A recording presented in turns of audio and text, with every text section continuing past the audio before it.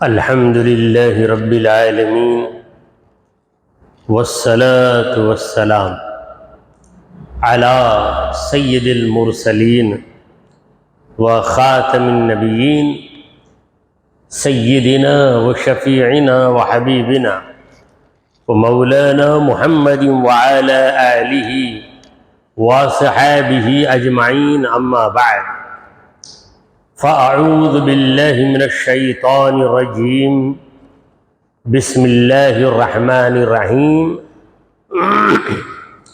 قد جاءكم من الله نور وكتاب مبين، صدق اللہ مولانا العظیم. حاضرین محفل، السلام علیکم ورحمۃ اللہ وبرکاتہ. اللہ رب العزت جل وعلا کا ہم پر بے پناہ کرم ہے کہ اس نے ہمیں آقائے نامدار احمد مختار مدنی تاجدار دونوں جہاں کے سردار حضرت محمد مصطفیٰ رسول خدا صلی اللہ تعالی علیہ وآلہ وسلم کی بابرکت امت میں پیدا فرمایا. سامعین کرام، درس حدیث کے اس نورانی سلسلے کو آگے بڑھاتے ہوئے آج کی اس نورانی محفل میں چند ایک حدیثیں آپ کے سامنے عرض کرنے کی سعادت حاصل کروں گا. مولا کریم قبولیت سے نوازے. پہلی حدیث جو ہے وہ ہے متفق علیہ حدیث. متفق علیہ اس حدیث کو کہتے ہیں جس کو امام بخاری اور امام مسلم رحمہم اللہ دونوں نے نقل کیا ہے. یہ محدثین کی ایک اصطلاح ہے. ایک حدیث اگر صحیح بخاری میں پائی جائے تو وہ بہت معتبر اور قوی حدیث ہے. اسی طرح کوئی حدیث صرف صحیح مسلم میں پائی جائے تو وہ بھی قوی اور مضبوط حدیث ہے. مگر دونوں کتابوں میں ایک ہی حدیث پائی جائے تو اسے دونوں جانب سے قوت مل جاتی ہے. امام بخاری کی طرف سے بھی اسے ایک سرٹیفکیٹ مل گیا، امام مسلم کی جانب سے بھی سرٹیفکیٹ مل گیا. گویا یہ حدیث ڈبل ڈگری والی ہو گئی، لہذا اس کو متفق علیہ کہتے ہیں. عن اسماء قالت قال رسول اللہ صلی اللہ علیہ وآلہ وسلم انفقی ولا تحسی فیحسی اللہ علیک ولا توعی فیوعی اللہ علیک ارضحی ما استطعتی. اس حدیث کو بی بی اسماء رضی اللہ عنہا نے روایت کیا ہے. حضرت اسماء فرماتی ہیں کہ اللہ کے رسول محمد مصطفیٰ صلی اللہ علیہ وسلم نے مجھ سے کہا کہ اے اسماء، انفقی، خرچ کرو، ولا تحسی، گنتے مت رہو. اتنا ہم نے خرچ کر دیا، اتنا ہم نے خرچ کر دیا، یہ گننے کا معاملہ چھوڑ دو. ہاتھ میں آیا، ضرورت پڑی، خرچ کی تو خرچ کرو. اگر تم گننا شروع کر دو گی فیحسی اللہ علیک، اللہ تعالیٰ بھی گننا شروع کر دے گا تمہارے متعلق. یعنی تم گن گن کر دو گی تو مولا بھی تمہیں گن گن کر دے گا. وہ کریم ہے، بے حساب دیتا ہے. تم بھی بے حساب دے نہیں سکتے، ہمارے پاس اتنا خزانہ کہاں ہے. مگر حساب لگانے کی جو بیماری ہے، حساب لگا کر دل کو خواہ بخواہ دکھ پہنچا دینا. اتنا زیادہ خرچ کر دیا نا، میں نہیں کرنا تھا، کر دیا نا. تو سخاوت کرنے کے بعد ہم خود اپنی سخاوت کو ضائع کر دیتے ہیں. وَلَا تُوعِ فَيُوعِيَ اللَّهُ عَلَيْكِ. اے اسماء، تم بچا بچا کر مت رکھو. اگر ایسا کرو گی تو اللہ بھی وہاں بچا کے رکھ دے گا. یہاں سے آؤٹ گوئنگ ہوتا رہا تو ادھر سے انکمنگ ہوتا رہے گا، ادھر سے نکلتا جائے ادھر سے آتا جائے گا۔ دیکھیے ٹینک میں پانی ہے، کمی نہیں ہے، مگر آپ نے نل بند کر دیا تو کیا ہوگا؟ اگر نل کھولیں گے تو ادھر سے پانی نکلتا جائے گا، ادھر سے پانی ہوتا جائے گا، وہاں سے پانی آتا جائے گا۔ یہاں پر آپ نکالتے رہیں ادھر سے آتا رہے گا، یہاں نکالنا بند کر دیں گے تو ادھر سے آنا بھی بند ہو جاتا ہے۔ اررحی مستطاعت، جتنا ہو سکے اے اسماء تم خرچ کرو۔ مطلب یہ ہے کہ خرچ کرنے کے لیے یہ لازمی نہیں ہے کہ تم بڑی بڑی رقم خرچ کرو، بڑی بڑی چیز خیرات میں دو۔ اگر تمہارے پاس 10 روپیہ بھی ہے اس میں بھی تم خرچ کر سکتے ہو۔ کسی کے پاس 10 روپیہ ہے تو 1 روپیہ اس میں خرچ کر دے، 9 روپیہ خود کے لیے رکھ لے۔ کسی کے پاس 100 روپیہ ہے، 90 روپیہ رکھ لے خود کے لیے، 10 روپے خیرات کر سکتے۔ ایسا نہیں کہ خیرات کرنے والا لکھ پتی ہو، کروڑ پتی ہو۔ جتنا ہے 1 روٹی آپ کے پاس ہے تو 1 ٹکڑا آپ کسی کو ضرور کھلا سکتے ہیں، اس سے کچھ فرق پڑنے والا نہیں۔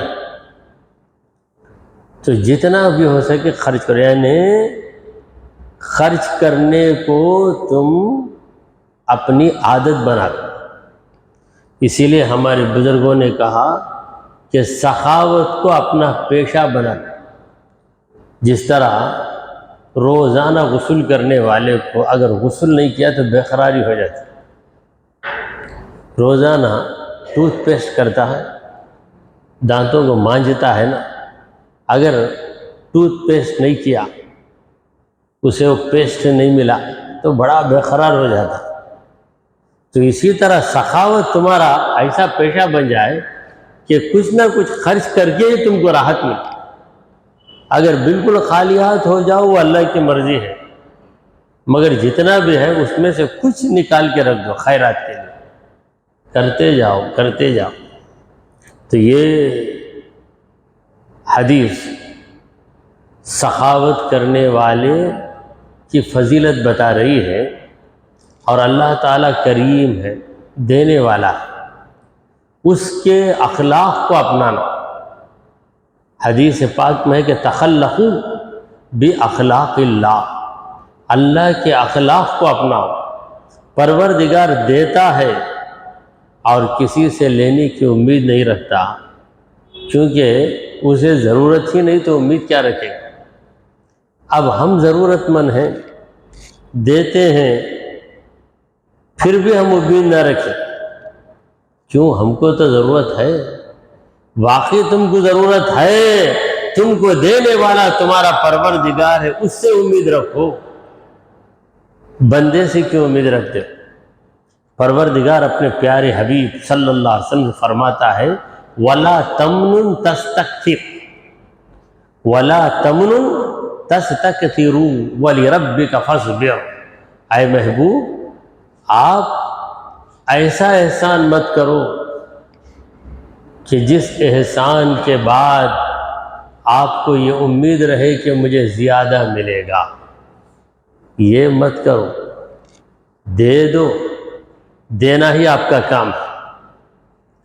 بظاہر پیارے مصطفیٰ صلی اللہ علیہ وسلم کو نصیحت ہے، در حقیقت ہم سب کو متوجہ کیا جا رہا ہے۔ دینے کے بعد لینے کی امید رکھتا ہے تو پھر تم ایک سوداگر بن گئے ہو۔ کریم کہاں بنے؟ کریم کرم کرنے والا دے کر لینے کی امید کیا، لینے کا خیال بھی اس کے ذہن میں نہیں آئے گا۔ لینے کی امید ہے، میں آج کسی کو 100 روپے دے رہا ہوں، کل اس کے ذریعے مجھے 200 روپے ملیں گے، تو یا تو سوداگر ہے یا تو سود خوار ہے، دو میں سے ایک۔ سوداگری عبادت میں بھی، صوفیاء نے تو عبادت میں بھی سوداگری کو منع کیا۔ عبادت کر رب کو راضی کرنے کے لیے، جزا وہ اپنی مہربانی سے دے دے گا. صرف جزا کے لیے تو عبادت کرتا ہے تو تیری نیت میں اخلاص کہاں ہے؟ سوداگری نہیں، یہ عبادت خدا کی ہے.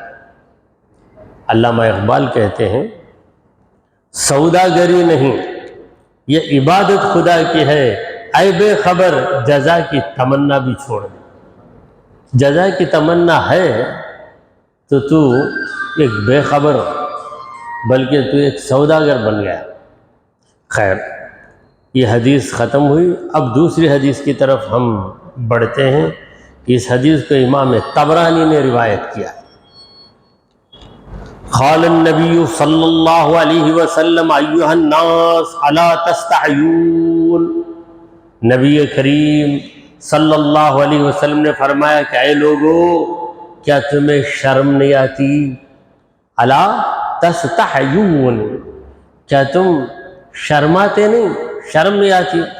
قالوا، صحابہ نے کہا مما ذاک یا رسول اللہ، یا رسول اللہ کس بات سے ہم کو شرم کرنا چاہیے؟ صحابہ تو تھے بھولے بھالے، حضور اکرم صلی اللہ علیہ وسلم ہی سے وضاحت طلب کر رہے، مگر نبی کی بات کا انکار نہیں کر رہے یا نبی کی بات پر اعتراض نہیں کر رہے.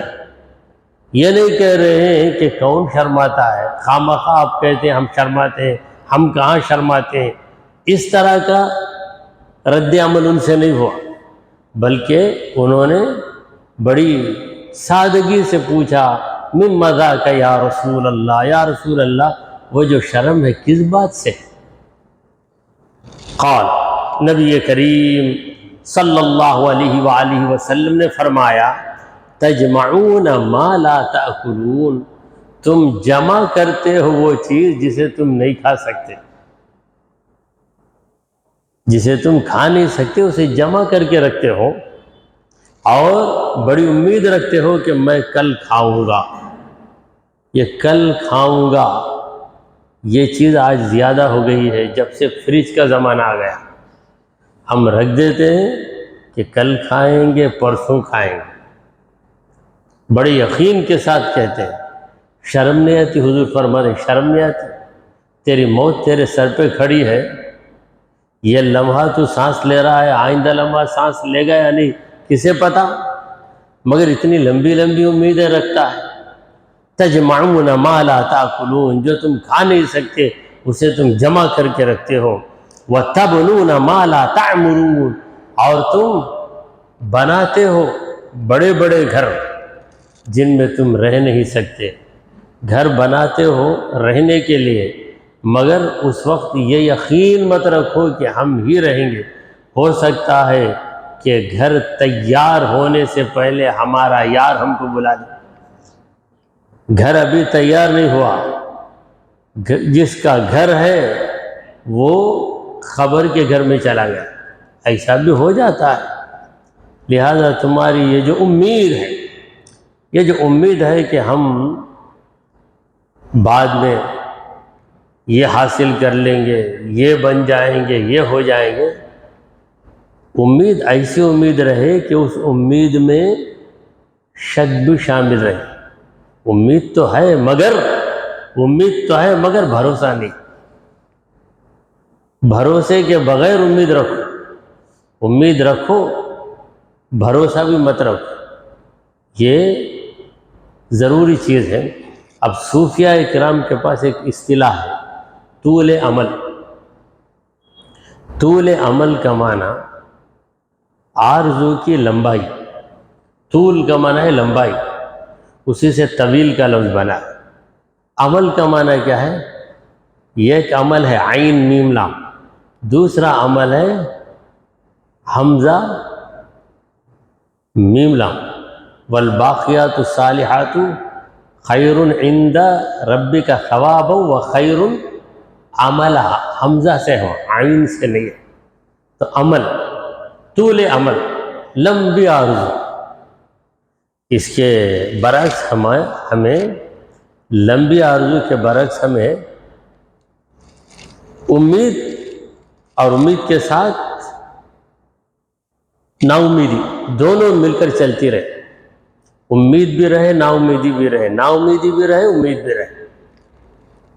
تو رسول گرامی وقار صلی اللہ علیہ وسلم نے فرمایا کہ وَتَبْنُونَ مَا لَا تَعْمُرُونَ، جن گھروں کو تم آباد نہیں کر سکتے ان گھروں کو تم بناتے ہو، وَتَأْمَلُونَ مَا لَا تُدْرِكُونَ، اور آرزو کر رہے ہو ایسی چیزوں کی جن کو تم پا نہیں سکتے، ادراک نہیں کر سکتے۔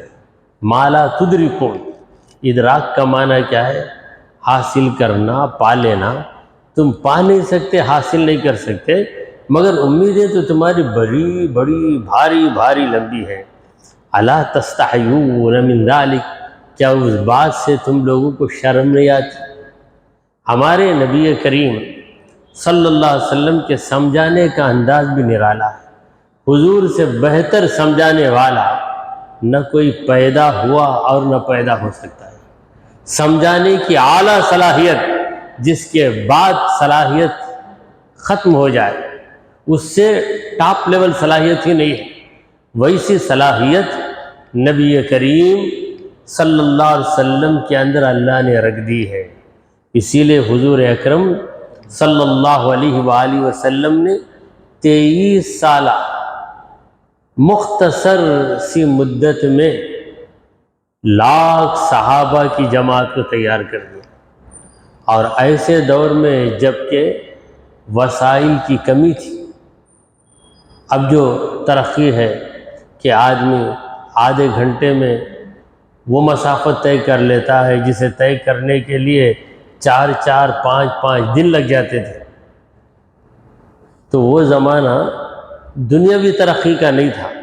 اس کے باوجود سرکار دو عالم صلی اللہ علیہ وسلم نے صرف اور صرف 23 سالہ مختصر سی مدت میں دنیا کی کایا پلٹ دی۔ خود نہ تھے جو راہ پر اوروں کے ہادی ہو گئے، کیا نظر تھی جس نے مردے کو مسیحا کر دیا۔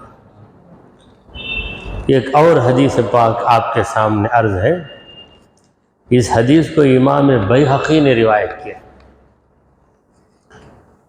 اللہ کے پیارے حبیب، ہمارے دلوں کے طبیب محمد مصطفیٰ صلی اللہ تعالی علیہ وآلہ وسلم نے ارشاد فرمایا، امر اللہ بعبد الی النار، اللہ قیامت کے دن ایک بندے کے بارے میں فیصلہ کر دے گا اور حکم دے دے گا کہ اسے لے جاؤ جہنم کی طرف، نار کی طرف، جہنم کی طرف لے جاؤ۔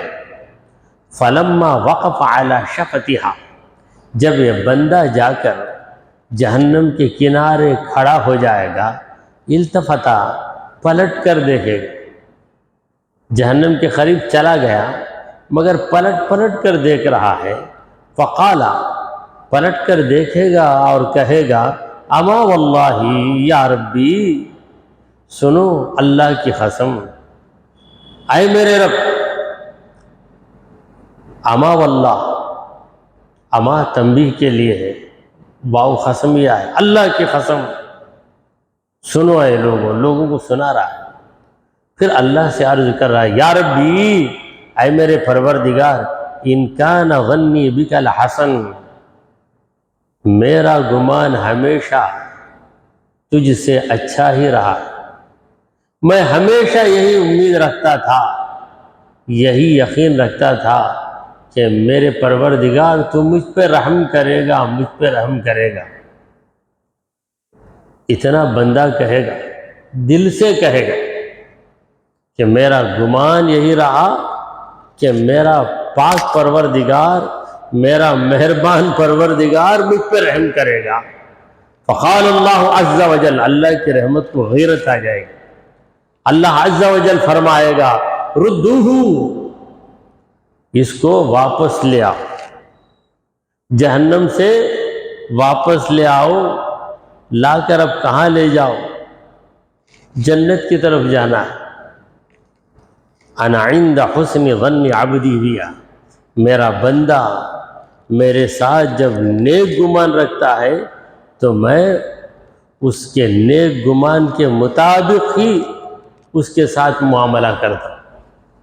تو اس بندے کا جو نیک گمان تھا اللہ کے بارے میں وہ سچا گمان تھا، لہذا اسے زندگی بھر جس گمان میں وہ مگن تھا وہ گمان اسے یاد آ جائے گا، اور وہ کہے گا کہ میرے مولا آپ سے مجھے یہی امید تھی کہ آپ مجھ پہ رحم کریں گے، مگر اب یہ کیا ہو رہا ہے؟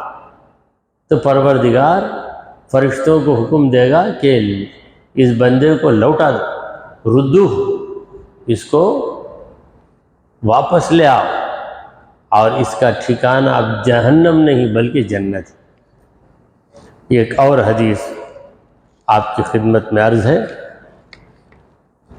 اللہ کے پیارے نبی محمد عربی صلی اللہ علیہ وآلہ وسلم نے فرمایا، ما من یوم یصبح العباد فیہ الا ملکان ینزلان، روزانہ جب بھی بندے صبح کرتے ہیں، یعنی جب بھی صبح کا وقت آتا ہے تو ضرور دو فرشتے اترتے ہیں، فیقول احدہما، ان دونوں میں سے ایک فرشتہ کہتا ہے، اللہم آتی منفقا خلفا، اے اللہ خرچ کرنے والے کو بہتر عوض دے دے۔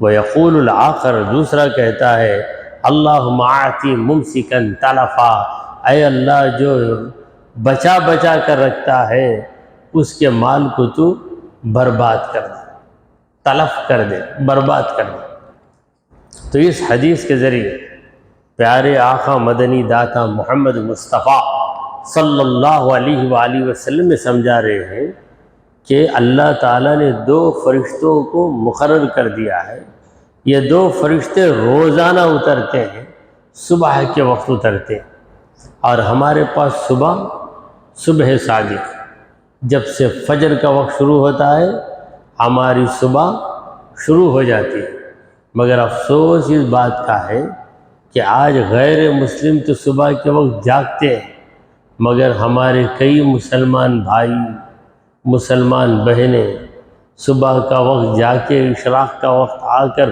چاش کی منزل میں پہنچ جاتے ہیں، تب ان کی آنکھ کھلتی ہے، اور رات کو عبادت میں تو نہیں جاگتے، لہو و لعب میں جاگ کر گزارتے، 2 تک ٹیلی ویژن کا نظارہ کرتے رہے یا گپ شپ کرتے رہے، بیکار باتیں کرتے رہے۔ اب تو ہر ایک کے ہاتھ میں موبائل ہے، تو گیم کھیلتے کھیلتے 2-2:30 بج جاتے، پھر اس کے بعد سوتے ہیں تو صبح 8 بجے ہی جاگتے۔ تو ہماری صبح اتنی جلدی ہو کہ ہم صبح کی نماز باجماعت وقت پہ ادا کریں، تو صبح کے وقت یعنی فجر کے وقت 2 فرشتے اترتے ہیں، ایک کا کام ہے دعا کرنا، دوسرے کا کام ہے بد دعا کرنا۔ بد دعا یہ لفظ عربی میں نہیں، عربی میں اس طرح استعمال ہے کہ دعا لہو دعا علیہ، دعا لہو کے معنی کسی کے حق میں دعا کرنا، دعا علیہ کا معنی کسی کی بربادی کی دعا کرنا، جسے ہم ہماری زبان میں بد دعا کہہ دیتے ہیں۔ تو یہ فرشتہ دعا کرتا ہے کہ اے اللہ جو خرچ کرتا ہے تو اسے اس کا بہتر عوض دے دے، جتنا خرچ کیا اس سے بہتر اس کو دے۔ اور دوسرا فرشتہ بدعا کرتا ہے، اے پروردگار جو دیے بغیر بچا بچا کے رکھا، بخیل اپنے مال کی زکوٰۃ تک ادا نہیں کرتا، جو بچا بچا کر رکھتا ہے اے پروردگار تو اس کے مال و دولت کو برباد کر دے۔ دیکھیے پروردگار دینا جانتا ہے، نکالنا بھی جانتا ہے۔ بڑے بڑے کروڑ پتیوں کو پروردگار نے بالکل خالی ہاتھ بنا دیا، اور کئی لوگ جو خالی ہاتھ زندگی گزارتے رہے، مولا کریم نے ان کو جب دینا چاہا تو وہ کروڑ پتی بن گئے۔ یہ سب اللہ تبارک و تعالی کے فیصلے ہیں۔ یہ ایک اور حدیث آپ کے سامنے عرض ہے۔ اس حدیث سے کہ راوی امام بخاری رحمۃ اللہ علیہ، تو صحیح البخاری کی حدیث ہے، اللہ کے پیارے نبی محمد عربی صلی اللہ علیہ وآلہ وسلم نے فرمایا، لو کان لی مثل احد ذہبا، اگر میرے پاس احد کے پہاڑ کے برابر سونا ہوتا، سونا گولڈ، ایک پہاڑ ہے مدینے میں، مدینے کے مضافات میں اسے کہتے ہیں احد کا پہاڑ۔ اتنا بڑا پہاڑ، اتنا سونا اگر مجھے مل جائے، سرکار دو عالم صلی اللہ علیہ وسلم فرماتے ہیں کہ اگر میرے پاس اتنا سونا آئے جو پہاڑ کے برابر ہو، یہ کوئی سن لے اور کسی سے کہہ دیا جائے کہ پہاڑ کے برابر سونا تمہیں ملنے والا ہے، تو پھر اس کے لیے سونا حرام ہو جائے گا، خوشی سے مچل جائے گا، کسی کا مارے خوشی کے دم ہی نکل جاتا ہے۔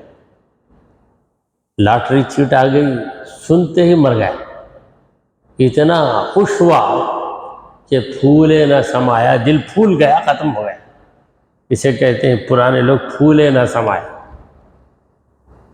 تو سرکار دو عالم صلی اللہ علیہ وسلم بڑی سلاست کے ساتھ کہتے ہیں کہ اگر میرے پاس احد پہاڑ کے برابر سونا ہو جائے، لسرنی، تو مجھے یہ بات پسند آئے گی، اللہ یمر علی 3 لیال وعندی منہ شیء، کہ 3 راتیں گزرنے سے پہلے وہ پورا سونا میں خیرات کروں، 3 راتیں نہ گزریں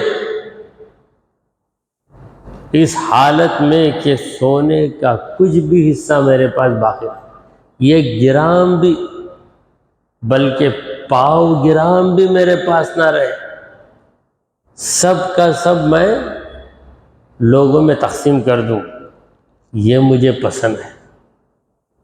کتنی دولت؟ یہ پہاڑ کے برابر، چاندی نہیں، سونا۔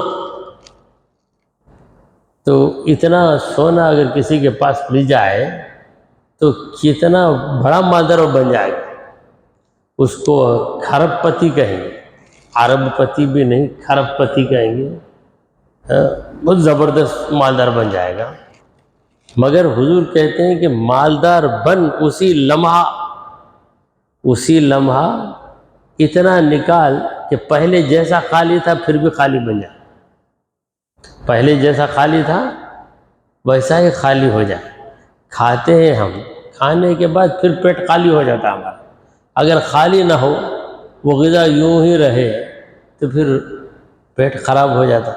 اسی طرح دولت آ کر یوں ہی ہم دولت کو رکھیں تو ہمارا دل خراب ہو جاتا۔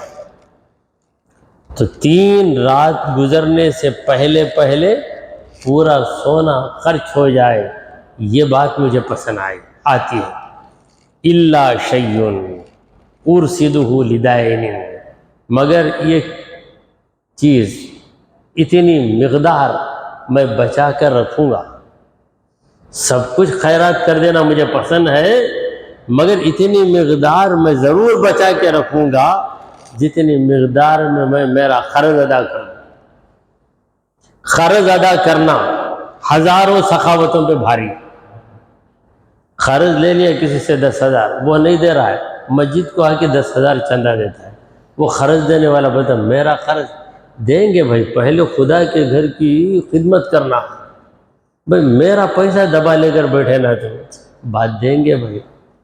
سرکار دو عالم صلی اللہ علیہ وسلم فرماتے ہیں کہ میں خیرات تو کروں گا، پوری دولت خیرات کر دوں اگر میرے ہاتھ لگے، مگر قرض ادا کرنے کی مقدار میں رکھوں گا، وہ خیرات نہیں کروں گا، کیونکہ خیرات نفل ہے، قرض ادا کرنا یہ فرض ہے۔ فرض کو چھوڑ کے کئی لوگ سخی بنتے ہیں، دوسروں سے قرض لے لیتے، ایک 2000 دو 10 آدمیوں سے 2000 لے لے تو 20,000 ہو جاتا، اور ہر آدمی کو کیا بولتے ہیں، بہت عزت والا آدمی بولو، کسی بھی بولو نا بھائی 4 دن میں آپ کو دے دوں گا۔ خیر وہ بھی بات امانت ہے، کیوں دوسروں کو کہنا، کسی سے نہیں بولتا، وہی رقم دوسرے سے بھی لیتا۔ 10-15 آدمیوں کی محفل ہو، سب آپس میں دوست ہو، تو اس میں ایک شخص اس طرح لے کر پھر اچانک غائب بھی ہو جاتا، کیا بہت دنوں سے نہیں دیکھتے، جھجکتے بولتے میرے سے ایک بار قرض لیا تھا 2000 تمہارے، میرے پاس بھی لیا بھائی قرض، وہ بولا میرے پاس بھی لیا بھائی، میں پورے 10 آدمی ہو گئے تو 20,000 مار لے کے بھگ گیا کیا، چلے گیا جا کے دوسرے ایریا میں اتر گیا، وہاں جا کے لوگوں سے دوستی کر کے وہاں سے بھی قرض لیتا۔ تو یہ قرض لینا، بعض لوگ قرض لیتے، جب ہم پوچھتے تو ہنستے، کیوں بھائی ہنستے، ارے اللہ بولا نہیں وَأَقْرِضُوا اللَّهَ قَرْضًا حَسَنًا، قرض لے لے تو ہنسنا۔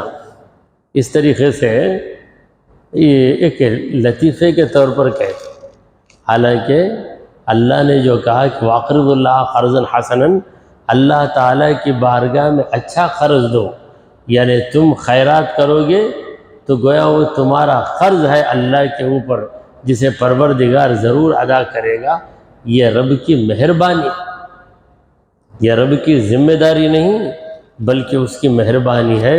دعا کیجئے کہ پروردگارا ہم نے جو کچھ کہا اور سنا اسے قبول فرما لے، اے اللہ ہمارے گناہوں کو معاف فرما، ہماری خطاؤں کو درگزر کر دے، اے رب العالمین ہم پر تیری رحمت نازل فرما، اے اللہ ہمیں سیدھے راستے پر چلا، تیرے انبیاء اور تیرے اولیاء کے راستے پر چلا، اے رب ذوالجلال ہمارا خاتمہ ایمان کی حالت میں فرما۔